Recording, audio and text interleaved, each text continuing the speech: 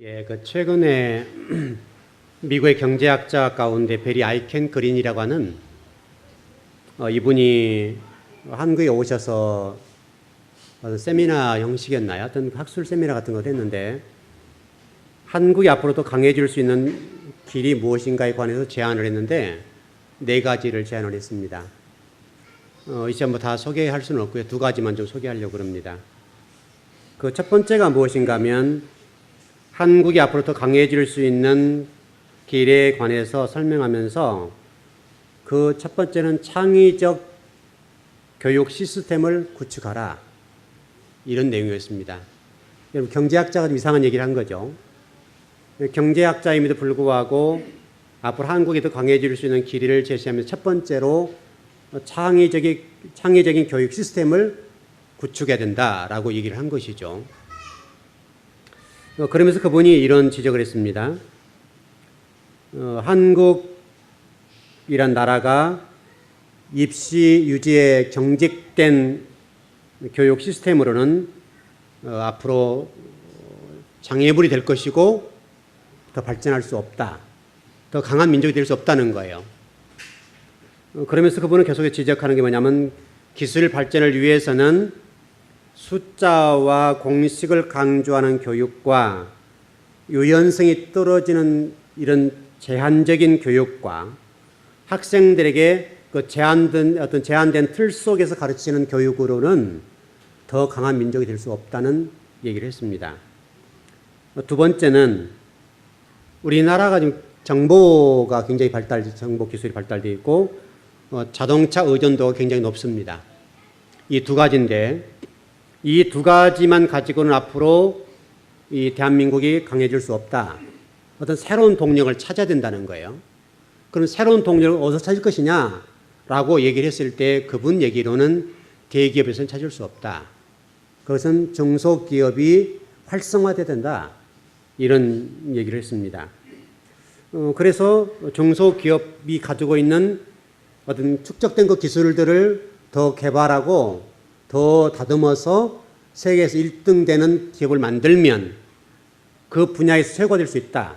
이런 얘기를 했습니다. 저는 이 2가지를 이렇게 정리를 해봤는데 결국은 그분이 지적한 게 뭐냐면 한국 사람들의 경직된 사고 이 부분하고 또 신학적으로 정리하면 경직된 신학 이런 부분과 이런 것들이 결국 한국 교회를 더 좋고 더 하나님 나라를 세우는데 충분하게 발전할 수 있음에 불구하고 못하고 있다고 봤어요. 이걸 정리를 해보니까 이렇게 좀 정리가 되더라고요. 교회에 좀 적용을 해보고 한국 교회에 적용을 해보니까 제 입장에서 보니까 대충 좀 정리돼 버려요. 제가 이제 성경을 공부하면서 가장 힘든 게 뭔지 아세요? 공부하면서 힘든 것도 아니고 그 시간을 투자하는 것도 힘든 것도 아니고 또 몸이 피곤한 것도 아니에요. 당연히 여러분 공부를 하게 되면 몸은 피곤하고 힘든 건 사실인데 또 오래 의자에 앉아있다 보면 굉장히 힘들어요. 그건 힘들어요. 근데 그보다 더 힘든 게 뭐냐면 경직된 신학 또 다시 설명하면 틀에 갇혀 있는 어떤 교리 이게 너무 저를 힘들게 해요. 최근에 이런 책이 좀 나왔어요. 신의 이름으로 신을 배반하는 이들 이런 책이에요. 신의 이름으로 신을 배반하는 이들 다시 설명하면 우리가 이런 얘기죠. 하나님 얘기를 하는데 그 하나님 얘기를 하면서 오히려 그 성도들이 하나님을 배반한다는 거예요. 좀 아이러니죠. 교리는요, 굉장히 좋은 겁니다. 교리는 성경을 체계화해서 우리로 하여금 하나님을 잘 섬기도록 만들어준 겁니다. 굉장히 좋은 거예요. 그런데 문제는 뭐냐면 이 어떤 교리라고 하는 것들은 유연성이 떨어져요. 경직되어 있어요. 틀이 있습니다. 틀 속에 가둬놓고 그 밖에서 무조건 정죄를 해버리는 거예요. 그게 문제는 오랜 기간 동안에 그것이 우리들이 왔다는 거예요. 다시 설명하면 중세시대의 교리가 지금도 똑같다고요. 다시 설명하면 신학은 발전해야 되죠. 성경 말씀은 시대가 가면서 발전하고 더 깊이 들어가야 되거든요. 근데 지금으로서 수백 년 전에 체계화됐던 그 교리라고 하는 것이 지금도 그게 우리의 기준이 돼 있어요. 나쁘다는 의미가 아니라 거기서 더 발전해야 된다고요. 더 성숙한 쪽으로 발전해야 되겠는데 이미 그 속에 딱 갇혀가지고 그 밖에 있거나 다른 얘기를 하게 되면 무조건 정죄를 해버리는 거예요. 여러분 분명히 교리는 좋은 거라 그랬어요. 교리가 하나님 나라와 하나님 누구신가, 예수 그리스도 누구신가, 우리가 누군가를 분명히 설명해요. 그래서 굉장히 좋은 거예요. 여러분 나쁜 게 아니에요. 제가 여러분 부정적으로 얘기하는 게 아니에요. 좋은 거예요. 그런데 어떻게 보니까 성경을 연구하는 데 있어서 방해되는 부분이 있더라고요. 그래서 좀 안타까운 부분이죠. 진리를 공부하는 사람 입장에서는 한국교를 내다보고 공부를 하고 한국교를 안타깝게 바라보는 부분이 있는데 너무나 경직된 신학 안에서 또는 너무나 이게 뭐랄까요? 유연성이 떨어진 그 신학 안에 공부를 하다 보니까 너무 힘든 거예요. 사실은 그게 힘들어요. 여러분이 어떤 얘기인지 이해되시는지 모르겠어요. 이건 교회와 우리 민족이 앞으로 더 발전해야 되겠는데 그런 교육을 받고 자란 우리들이 당연히 경직될 수밖에 없잖아요.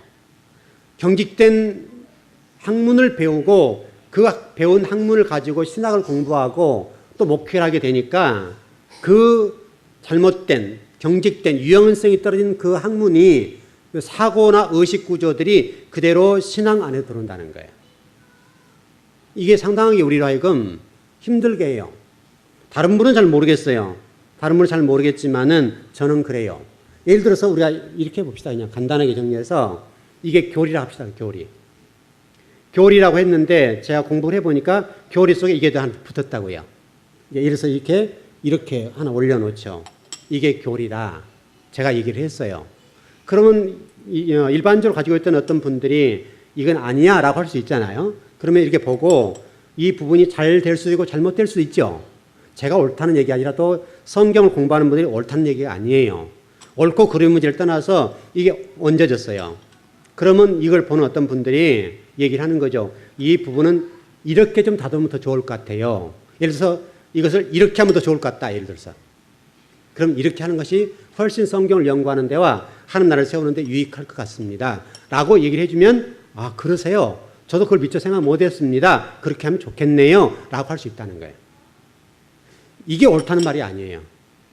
이게 옳다는 말이 아니라 이게 주장이 아니라 이 부분에 관해서 열린 마음으로 그걸 인정해주고 내가 보니까 이 부분은 이렇게 해주면은 더 좋을 것 같아요. 그럼 그렇게 해보면 훨씬 신앙생활에 좋을 것 같습니다. 라고 얘기를 해줬을 때 아 그렇냐고 그럼 이게 좋을 것 같네요. 이렇게 하자 이거예요. 근데 이 부분이 안 되고 무조건 이걸 올렸기 때문에 너는 잘못된 놈이야 라고 얘기한다 이 말이죠. 그러니까 성경을 공부하는 입장에서 보면 너무나 힘이 든 거예요. 그렇다면 여러분 생각해 보시면 그러면 우리 한국교회 신학이 뭐냐 이거예요. 신학이 서구 신학의 신효에 불과해요. 한국적 신학이 없다고요. 서구 신학을 그대로 수입해 와서 그대로 한국 교회에 적용을 시킨 거예요. 나쁘다는 말이 아니에요. 다시 설명하면 우리의 주체가 없다고요. 우리 정체성이 없다고요. 서구 신학이 좋은 부분이 있어요. 유럽 신학이 좋은 게 있다고요. 그 좋은 것들을 가지고 와서 발전시켜야 된다. 더. 그리고 우리에게 접목을 시켜야 된단 말이죠. 그런데 예를 들어서 어떤 신학자가 이겁니다 라고 얘기했다고요. 이겁니다 라고 얘기를 하니까 그 제자들이 와서 이거 정답이야. 이거 따라와. 얘기한단 말이죠. 그러니까 모든 교회와 또 신학자와 목회자들이 그건 정답하고 더 이상 답이 없는 거예요. 그러면 결국 누구 신학을 가르치는 거예요? 성경이 얘기한 말씀을 가르치는 것이 아니라 어떤 신학자의 주장을 그대로 가르치는 거예요. 여러분 틀리지 않죠? 나쁘고 옳고 그런 문제는 아니에요.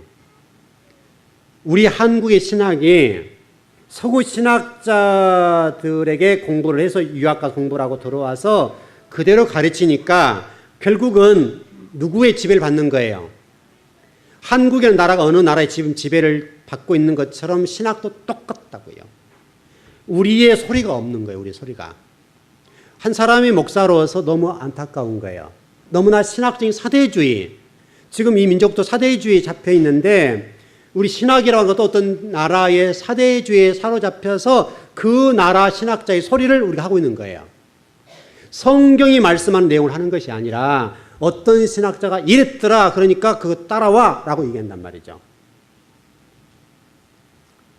자, 지난 수요일날 조금 전에 말씀드렸는데 한국이 앞으로 더 발전하고 한국 신학이 더 발전하려고 한다고 한다면 토속 신학자들이 많이 나와야 돼요.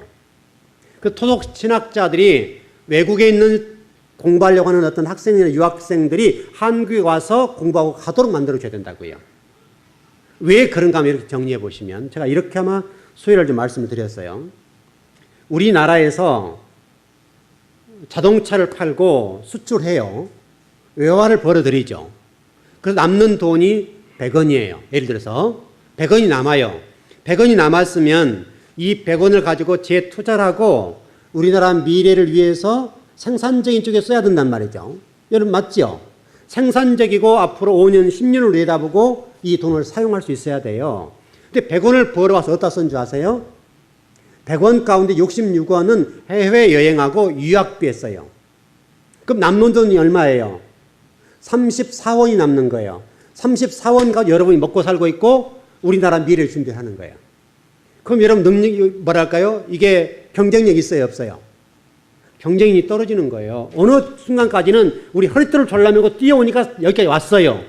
이제 더 강한 민족과 더 힘 있는 민족 안에서 살아남고 그 위에 올라가려고 하니까 힘이 없는 거예요.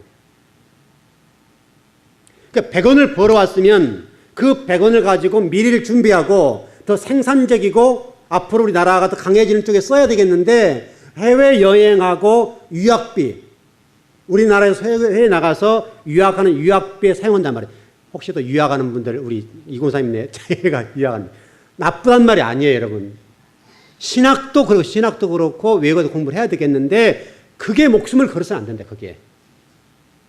100원을 가졌으면 최소한도 50원은 저축을 하고 50원을 가지고 어떻게 좀 일을 해야 되겠는데 66원을 해외여행과 유학비에 쓰니까 34원 남은 가지고 우리가 먹고 살고 우리 미래를 준비하고 이렇게 된단 말이죠.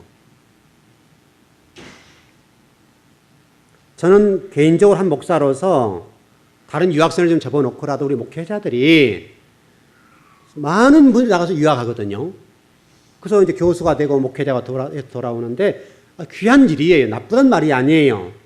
그러니까 우리 지금 충분히 이 정도 나이가 들었고 한국 교회도 130년 정도 되었으니까 분명히 한국 교회 안에도 그런 능력 있는 신학자도 있단 말이에요. 또 목회자가 있어요. 그런 목회자를 키우고 더 실력을 쌓게 만들어서 외국에 있는 사람들 하여금 공부하고 나가도록 그 사람들이 우리에게 와서 공부를 하고 유학비를 쓰고 나가도록 해주는 것이 어떻게 하냐 이거예요. 충분해요, 여러분. 해외 나가서 지금 우리 교수들 가운데도 한국인 교수들이 많아요. 우리나라 장이 없어요. 그런 분들이 서서 공부를 가르칠 만한 장이 없어서 문제지. 왜냐하면 학연 지연 문제라는 신학도.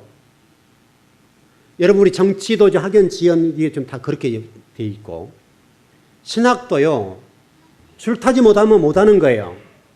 이러니까 발전을 못하는 거예요, 한국이. 그러니까 정말 실력 있는 사람들은 좀 돈을 들여서도 우리 신학교로 오세요. 해가지고 거기서 마음껏 공부를 가르칠 수 있도록 해줘야 되지 않겠냐 이거예요. 여러분 지금 우리나라의 어떤 신학자 가운데 외국에 나가서 가르치는 분들이 많습니다. 그런 분들만 우리 어떤 신학교와 공부를 하고 그들로 하여금 해외에 있는 학생들을 유학 오도록 만들어서 해도 충분히 할 수 있는 실력이 있다고 지금은. 목회자들도 마찬가지. 이런 부분들이 결국은 우리 어떤 교육 시스템의 경직성의 문제와 다 연결되어 있어요. 너무나 한국이 이 교육적으로 경직되어 있고 유연성이 떨어지는 거예요. 너무 안타까운 거예요. 그래서 계속해서 지금도 우리는 수많은 돈들을 외국 학자들에게 학교에 돈을 갖다 지불하는 거예요. 저도 좀 이렇게 공부를 해보는데 좀 아이들 가르치는 공부를 하다가 중단했는데 계속해서 거기서 공부하라고 하죠. 상당히 학점을 땄어요. 근데 실질적으로는 공부를 하지만 그 학점, 1학점당 돈이 얼마 이렇게 돼 있어요.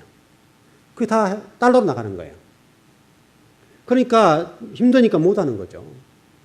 학점 좀만 따면 이게 공부 졸업하는데 그러면 못 하는 거예요. 엄청 비싸요. 실질적으로 그래 우리 뭐 학위라고 하는 것을 돈 주고 딴다고 그러죠. 돈 주고 따는 격이 돼버려요. 1학점당 얼마 이게 정리되어 있으니까 너무 이게 그렇다고요. 그러니까 우리가 좀 교회가 좀 고민을 해봐야 돼요. 성도들 고민을 해봐야 돼요. 그리고 한국 교회와 이민족이 그 교수에게 대해서 고민을 해봐야 돼요. 그런 교수들이 왜 와서 한국 교회의 시스템에 문제가 있다, 경직돼 있다라고 하는지 또 정보와 자동차 쪽에 너무 집중하니까 이 이후에 우리가 어떻게 될 것이냐에 대해서 고민해봐야 된다라고 하는 것은 한국 교회가 지금 고민해야 할 문제예요. 또 이민족도 고민해 볼 문제예요. 또 그 교수님 말씀하신 대로 대기업 중심으로 지금 우리나라가 끌고 나가고 있죠. 지금까지 잘 왔어요. 더 앞으로 성장하는 어떤 나라가 되려고 한다면 그보다도 더 그 저변, 밑에 중소기업이 활성화돼야 돼요. 중소기업이 자기들이 정말 고생해서 기술 축적해 놓은 것들이 많아요. 그것을 정부가 좀 지원해 준다든지 해서 그들은 세계 1등 되도록 만들어주면 돼요. 다시 설명하면 한국 교회가 그동안에 대형교회 중심으로 흘러왔어요. 분명하죠? 큰 역할을 했습니다. 그분들이 나쁘다는 것이 아니라 그분들이 한국교회에서 참 애를 썼습니다. 그러나 앞으로 한국교회가 더 하나님 나라와 민족과 세계를 위해서 일할 수 있다면 중형 교회들이 튼튼해져야 돼요. 또 그 밑에 있는 더 작은 교회를 튼튼해져야 돼요. 다시 설명 이런 삼각형형이 돼야 돼요. 이런 기업도 이런 구조를 가지고 있어야 되고 교회도 이런 구조. 이런 구조를 가지고 있어야 돼요. 근데 지금 우리는 여기 이 윗부분이 너무나 큰 비중을 차지한 거예요. 근데 여러분 이 윗부분이 무너져 버리면 무너지는 거예요. 그래서 이 중간과 밑에가 받치고 있는 부분들이 튼튼해야 돼요. 지금 한국 교회의 문제가 뭔지 아세요? 이 중간이 없어져 버렸어요. 위에만 있어요. 위에 있는 목회자들이 얘기하면 그게 법이 돼요. 그게 진리가 된단 말이죠. 그럼 밑에서 아무리 얘기해도 이것은 힘을 받지 못해요. 그래서 발전을 못하는 거예요. 지금까지도 여러분 그 대교회를 섬기신 목사님들이 예를 많이 쓰시고 그랬지만은 그러나 앞으로는 우리 한국 교회를 위해서 이 중형 교회가 작은 교회들이 더 튼튼하게 진리의 기반을 가지고 서야 돼요. 그래야 한국 교회가 더 발전할 수 있어요. 그리고 세계를 위해서 일할 수 있어요. 여러분들 이것은 단순한 교회와 이 민족을 비교했지만은 여러분 가정에도 적용시켜야 돼요. 아주 중요한 문제예요. 이 유연성만 조금 있다면 앞으로 진리에 관해서 연구하는 많은 목회자와 신학자들이 있기 때문에 그런 신학자에 의해서 얼마든지 깊이와 높이와 넓이는 밝혀질 거예요. 어떤 금맥을 패듯이 캘 거란 말이죠. 그러면 그런 부분들이 좀 우리가 귀를 열고 듣고 저분이 저렇게 공부를 해서 우리에게 이런 설교를 했으니까 우리가 이런 부분에 대해서 관심을 두고 발전시켜야 되겠다라는 생각들이 있어야 된단 말이죠. 일단 여러분도 신앙생활 하시는데 유연성을 가져야 돼요. 한국교회 성도들이 너무 유연성이 떨어졌어요. 그렇게 배웠기 때문에 여러분 학교 다니면서 그런 공부를 했고 또 신앙생활하면서 그렇게 좀 주입식 공부를 했단 말이죠. 유연성이 떨어지고 갇혀있는 공부를 했단 말이에요. 진리에 관해서도. 그러니까 여러분들도 목회자들도 한국교회가 이게 열려야 돼요. 언제든 진리를 받아들일 만한 자세가 되어 있어야 돼요. 우리 지난 수요일에 제가 공부를 했는데 이런 공부를 했었죠. 우리가 좀 복이 뭐냐에 대해서 설명을 드릴 바라크라는 단어로 공부했었지만은 히브리서 11장 26절 24절의 말씀을 가지고 제가 복이 뭔지를 설명드렸어요. 앞으로 계시를 공부할 거예요. 내용이 더 나오면 구체적으로 할 거지만은 여러분 그 내용을 보게 되면 그렇게 되어 있어요. 애굽이 그 당시에 지배했던 나라거든요. 세계를 지배했던 패권이에요. 그럼 다시 설명하면 모든 무역과 모든 중심이 애굽이란 말이에요. 애굽에 의해서 모든 게 다 정리됐었어요. 그럼 애굽이란 나라에 돈이 굉장히 많았다고요. 지금 미국이 돈이 많은 것처럼 어떤 애굽이란 나라가 모든 물질의 중심이었어요. 그런데 성경을 보면 뭐라고 됐는가 하면 그리스도를 위해서 수모를 당하는 것이 그 애굽에 있는 모든 재물보다도 이게 큰 재물이다. 재물관이 완전히 달라요, 우리하고. 우리 신앙에도 가지고 있는 재물관과 하나님의 성경에서 가르쳐진 재물관이 완전히 다르다. 큰 재물이라는 것은 예수 그리스도를 위해서 수모를 당하고 고난을 당하고 핍박당하는 것이 큰 재물이야. 그렇게 설명한다. 아마 오늘 이 설교를 처음 듣는 분들은 전혀 뭔 말인지 모를 거예요. 우리 수요일에 들은 분들은 이해하실 거라고요. 하나님이 우리의 기업이시고 우리의 유산이란 말이죠. 하나님이 가지고 있는 모든 것이 누구 거예요? 하나님 자녀 거. 그렇게 계산하고 생각해 보면 간단히 정리될 것들이에요. 그런데 우리는 너무나 이 부분이 잘못 가르침을 당해왔어요. 그래서 여러분 성경은 이 부분에 관해서 요한계시도 마찬가지인데 고난을 받는 것이 위익이다. 환난을 받는 것이 위익이다. 우리 7교회 가운데 교회 가운데 핍박당하는 교회를 향해서 뭐라고 설명하는가 하면 너 앞으로 고난 또 올 거야 그런다고요. 적어도 하나님 대신 주님이라고 한다면 고난을 당하는 백성들 향해서 내가 그 고난을 막아줄게 이렇게 해야 된다고요. 여러분 입장에서 이 고난을 막아주는 게 복이라 생각하잖아요. 이 고난. 나에게 다가오는 이 고난을 막아주는 것이 은혜고 복이라 생각한단 말이죠. 그런데 성경은 이 고난을 받으라고 한다고요. 이 고난을 찰 때까지 제가 수요일에 그렇게 설명드렸어요. 이 잔을 찰 때까지. 우리 개인의 신앙의 그릇들이 있는데 이 그릇들이 다 달라요. 목회자 가지고 있는 그릇이 다르고 또 성도들 가지고 있는 그릇이 다 달라요. 성도들 가운데 그릇의 양이 다 다르다고요. 어떤 분은 큰 그릇도 있고 어떤 분은 작은 그릇이 있어요. 분명한 사실은 이 그릇이 크든 작든지 이 그릇을 채워야 돼요. 그래서 여러분 그릇을 채우세요. 헌신의 잔을 채우세요. 충성의 잔을, 기도의 잔을 채우세요. 그 말씀 드리는 거예요. 공부도 마찬가지라고 그러잖아요. 성경 공부도 여러분 공부도 똑같아요. 일반 학문도 똑같아요. 일반 학문을 공부해보면 어느 날 갑자기 실력이 확 오르지 않아요. 오랜 시간도 공부해야 돼요. 여러분 골프 하나를 쳐도 자세를 교정하는 데는 10,000번 이상을 쳐야 돼요. 10,000번. 몸이 자연스럽게 움직이도록 하기까지는 몸이 그냥 자연스럽게 나오도록 훈련을 시켜야 된단 말이죠. 공부도 똑같아요. 공부도 어느 순간까지 시간이 되어야 실력이 나와요. 똑같아요. 여러분 어떤 일에도 마찬가지예요. 여러분이 하고 있는 어떤 일 있잖아요. 그 일의 최고가 되는 길은 간단해요. 그 일을 다른 사람보다 열심히 하면 돼요. 열심히 많이 투자하면 돼요. 공부도 똑같고 기술도 똑같고 여러분이 가지고 있는 어떤 직업적인 측면을 봤을 때 그 직업에서 1등이 되고 싶으면 그 일에 대해서 굉장히 많은 시간을 투자하면 돼요. 최소한 10,000시간 이상. 10,000시간 이상 투자하면 1인자가 될 수 있어요. 전문가가 될 수 있어요. 20,000시간을 투자하면 더 그래요. 무슨 일에도 마찬가지예요. 그래서 여러분과 제가 비본질적에서 붙잡고 있는 부분들을 벗기는 작업, 내려놓는 작업들을 하셔야 돼요. 그게 예배예요. 지금 여러분 요한계시를 통해서 계속 우리가 말씀하는 게 뭐예요? 그거 하라고 그거. 그건 비본질적인 거야. 그래서 이 외투를 벗으라는 거예요. 외투를 벗어서 던져버려. 왜냐하면 우리가 지금 입고 있는 이 옷이 성경이 말하는 옷 더하기 세상이 말하는 옷을 덧입었어요. 덧입었기 때문에 덧입는 옷은 벗어서 던지라는 거예요. 그 이름 요한계시로 계속해서 그게 하나님의 자녀야 그래요. 근데 이게 쉽냐고요? 어려운 거예요. 왜냐하면 이것이 입어오는 동안에 무슨 생각이 드는가 하면 이것이 내 옷이야 라고 생각했단 말이죠. 여러분 제가 제 서재에 지금 우리 거실에 옷을 하나 걸어놨는데요. 제가 한 2번 입었을 거예요. 2번 입었는데 지금 못 입어요. 입을 수가 없어요. 지금 이게 옷이 이게 딱 맞죠? 지금 입는 옷과 몇 년 전에 입는 옷을 못 입는 거예요. 그래서 입어놓으니까 옷이 이렇게 나와요. 무슨 얘기 아시죠? 살이 한 10몇 킬로 빠지니까 일부러 뺀 거 아니에요? 그때는 맞았는데 지금 입으니까 왠지 표현이 될지 모르겠는데 구워놓은 보디자루 있죠? 제가 봐도 그래요. 몸이 옷하고 안 맞아서 이게 옷이 놀아요. 지금 입을 수가 없어요. 그래서 제가 성장은 입으라 했더니 또 이게 배가 나온다 그래서 이게 뭐 안 맞는데요.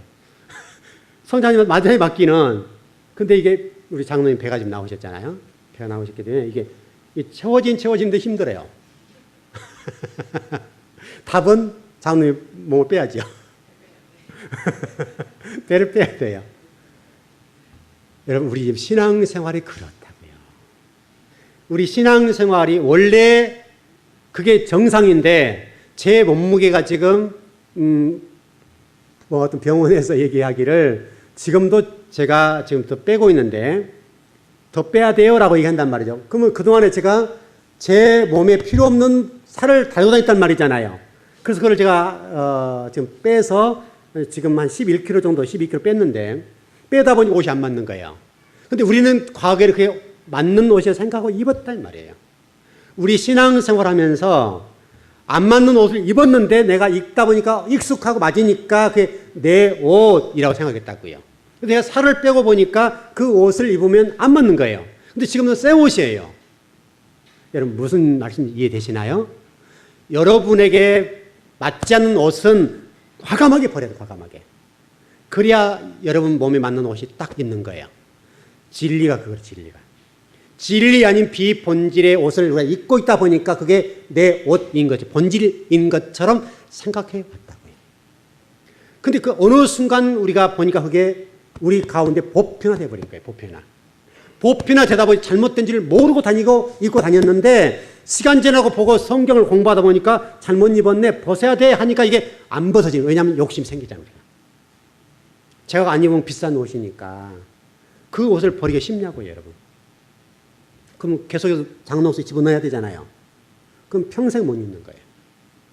그 상태로 계속 가는 거죠. 그래 내놓는 거예요. 여러분도 그러셔야 돼요. 그게 신앙생활이에요, 여러분. 여러분 주일에 나와서 말씀을 배우는 게 뭐예요? 그거 하라는 그거. 그거 하라고 계속해서 강단에서 말씀을 하시는 거예요. 여러분 그 창세기 1장 1절 여러분 공부해 보셨죠? 계속 제가 열어보려고 그러는데 열어봐도 끝이 없어요. 또 여러분 또 있어요. 그러니까 얼마나 하나님 말씀이 깊은지 심오한지를 아시겠죠? 여러분 우리 즐거운교회 성도 정도 되면 창세기 1장 1절은 귀에 딱지가 붙을 정도 들었어요. 신앙생활이 뭐냐? 좌도 우도 뒤도 안 보고 앞으로 가는 거. 여러분 간단한 것 같잖아요. 굉장히 어려운 말이에요. 얼마나 어려운지 몰라요. 좌우 뒤 안 보고 앞만 보고 간다. 이게 앞만 걸어가는 말이 아니잖아요. 앞을 가다 보니까 돈이 막아요. 명예가 막아요. 성공이 막아요. 유명한 부분이 막아요. 계속 유혹이 온다고요. 이 유혹이 오는 것들을 뚫고 나갈 수 있냐 이거예요. 잠시만 하고 가잖아요. 잠시만. 곧장 간다는 게 얼마나 어려운 말인지 몰라요. 여기에서 우리 신앙의 모든 성패가 다 갈려버리는 거예요. 다 여기 문제예요. 여기 문제예요. 그리고 신앙생활 제가 여러분 설명드리죠. 우리 교회 딱 가운데 자를 보세요. 가운데 짝 이렇게 돼 있잖아요. 이렇게. 여기 히브리어예요. 두 번째 이게 두 번째 단어예요. 히브리어는 이렇게 해서 여러분 입장에서 이렇게 돼 있어요. 오른쪽에서 왼쪽으로 하게 돼 있어요. 여러분 입장 똑같은 건데 신앙생활에서 좌도 우도 뒤도 안 보고 앞으로 하는 거. 이 입이에요. 이게 입. 이 입이 열려서 입을 열려 있는 쪽으로 가는 거예요. 이게 신앙생활이래요. 여기 안에는 또 베이트라는 단어 성전 예수 그리스도 설명드렸죠, 여러분. 예수 그리스도가 타고 끝에 있어요. 히브리어 끝자 끝에 있다고요. 서 계시고 예수 그리스도 향해 가는데 그 향해 가는 길에 뭐를 한다는 거예요? 성전을 짓는 거, 집 짓는 거, 하나님 나라를 짓는 거 그거 하라고 우리에게 보내주셨다는 거예요. 그래서 창세기 2장 15절에서 설명드렸던 것처럼 하나님이 저와 여러분 지으신 목적이 뭔가를 설명드렸을 때 계명을 따라서 예배하도록 지으셨다. 그거 하나밖에 없어요. 그래서 여러분 제가 구원 문제도 설명을 드렸잖아요. 구원 문제도 그것이다.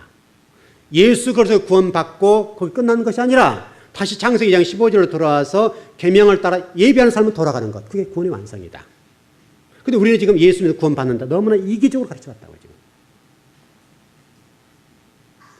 창세기 1장 1절을 정리해 보면 하나님이 살아계시고 주인이라는 사실은 자명하죠. 그건 뭐 더 말할 필요가 없죠. 특별히 여러분 그 창세기 1장 1절의 그 단어가 태초이라는 말 아닙니까?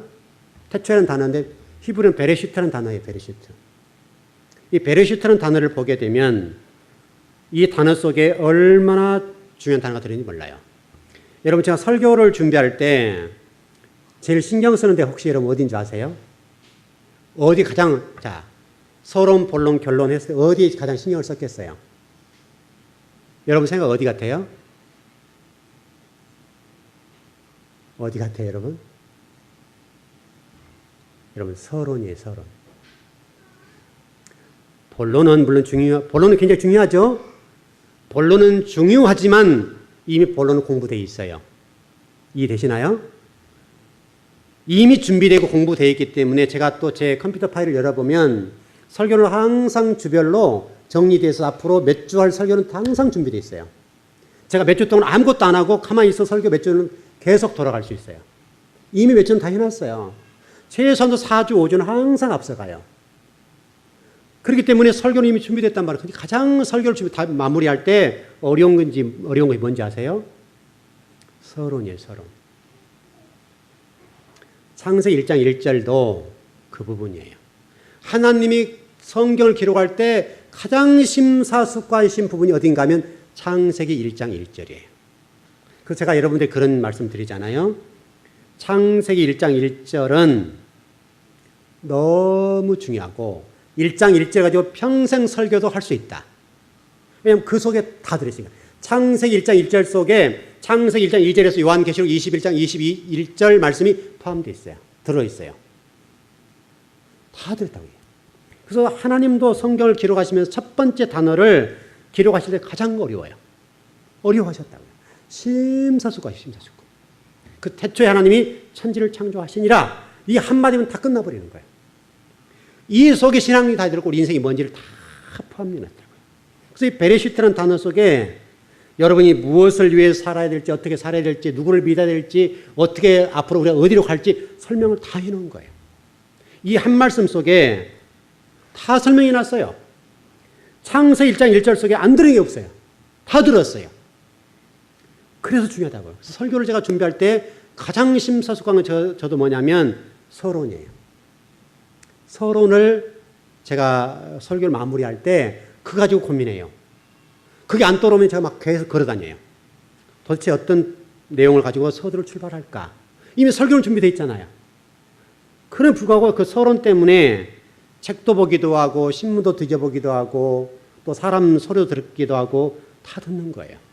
그걸 듣고 본문에 딱 적합한 말이 영적으로 딱 떠오를 때 그때 딱 써나가는 거예요. 그때 작업을 하는 거야. 그럼 그때 막 작업을 하는 때는 막 나가는 거예요.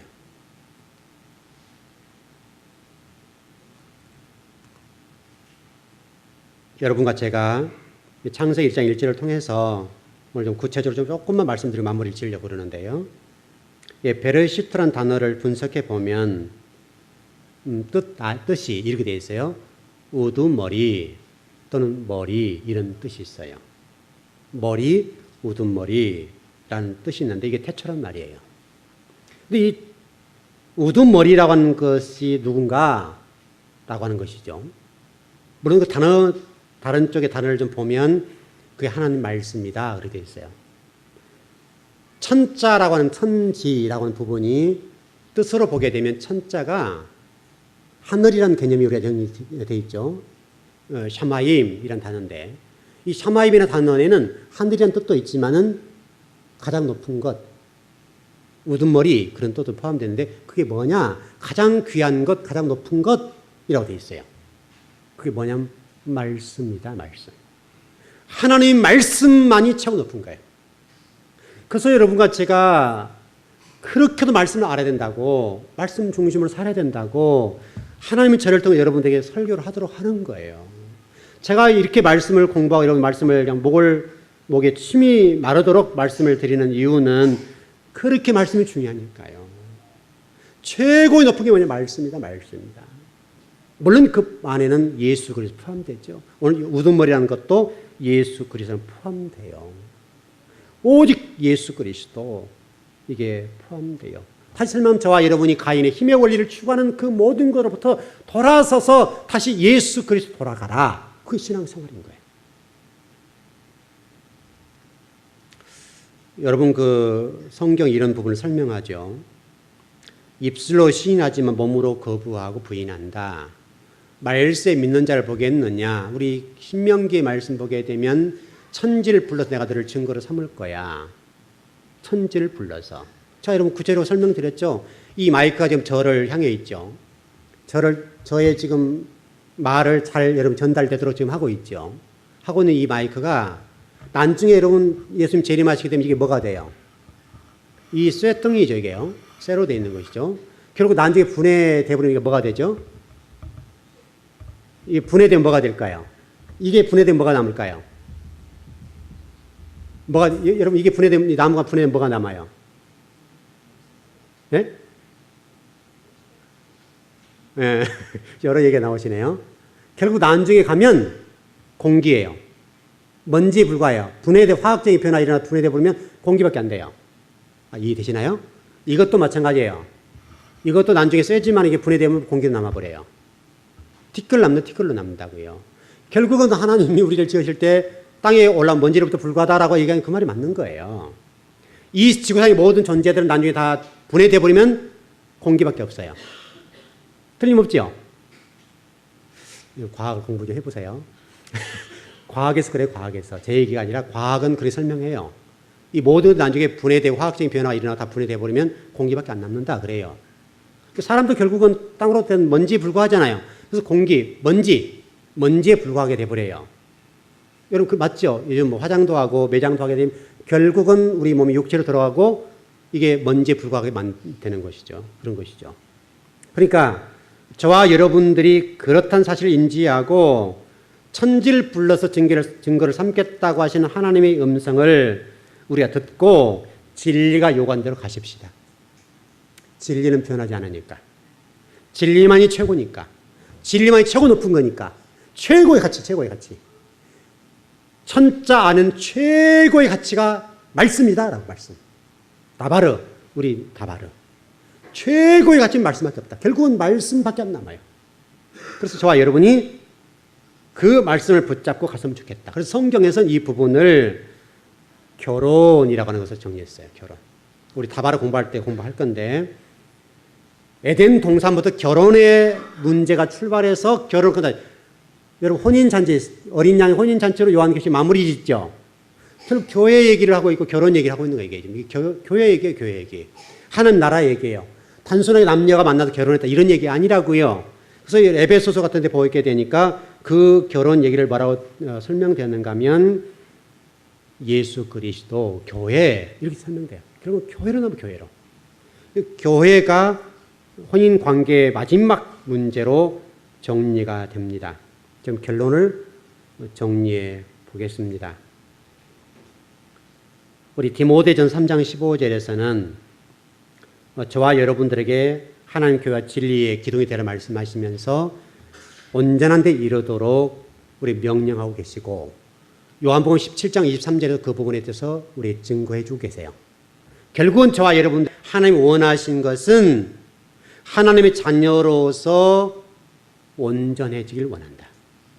완전해지길 원한다. 그래서 하나님이 저와 여러분 신앙생활의 핵심이 거룩이 목적이다.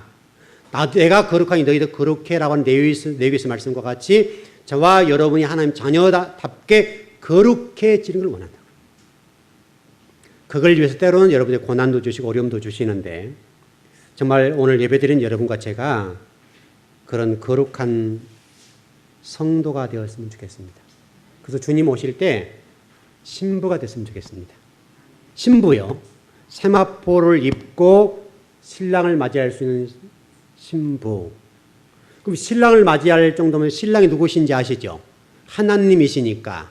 저도 하나님의 수준에 맞도록 준비를 했습니다.